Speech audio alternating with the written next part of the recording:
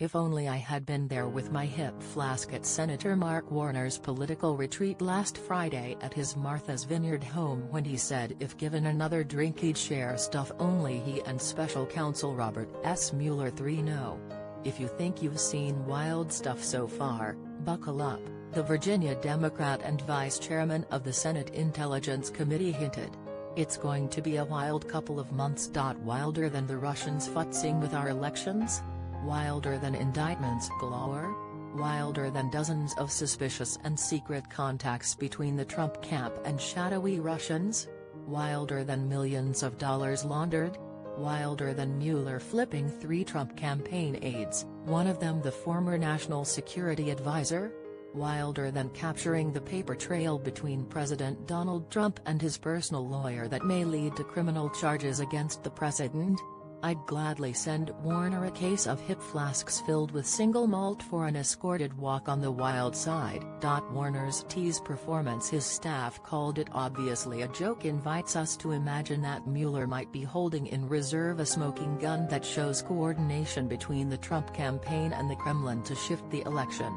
But no matter how you sift and cull the news clips, it's hard to imagine how to get there from here. So maybe we should open those flasks and share them until Mueller uncorks his spirits. Former Trump campaign director Paul Manafort, now serving time in Virginia's Northern Neck Regional Jail for violating parole, remains the primary focus of Mueller's prosecution even though he's not the ultimate target, something federal Judge T.S. Ellis carped about this week when Manafort argued that the case against him should be dismissed because Mueller had exceeded his authority.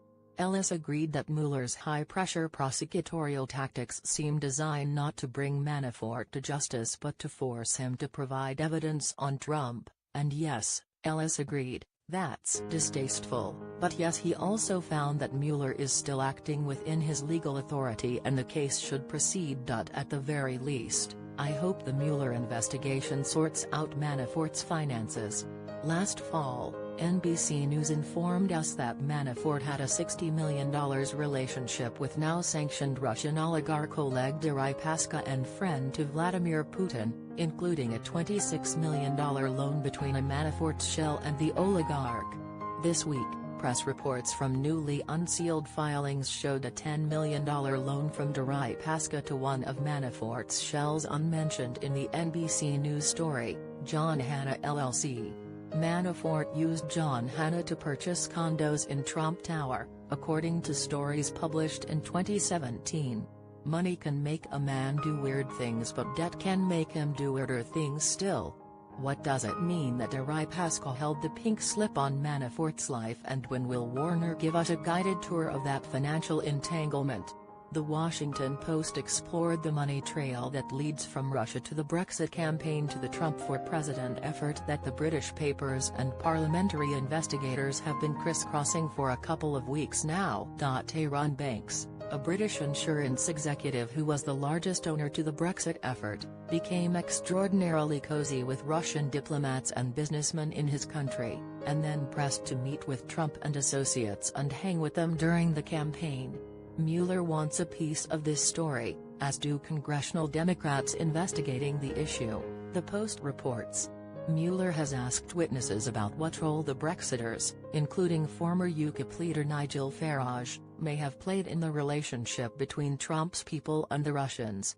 Did Banks and his associates serve as a conduit of information to and from the Russians on behalf of the Trump campaign, asked Representative Adam Schiff, Democrat, California, in the piece.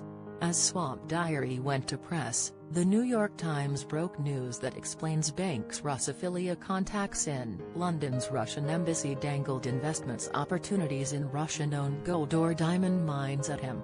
One of Mr. Banks's business partners, and a fellow backer of Britain's exit from the European Union, or Brexit, took the Russians up on at least one of the deals, the Times reports.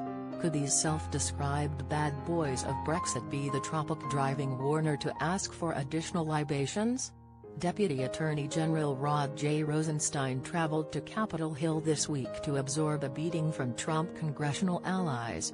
On a congressional sidestitch, FBI agent Peter Wheelstop Trumpstruck sat through his own 11-hour behind-closed-doors interrogation from the House Oversight and Judiciary Committees. Rosenstein and FBI Director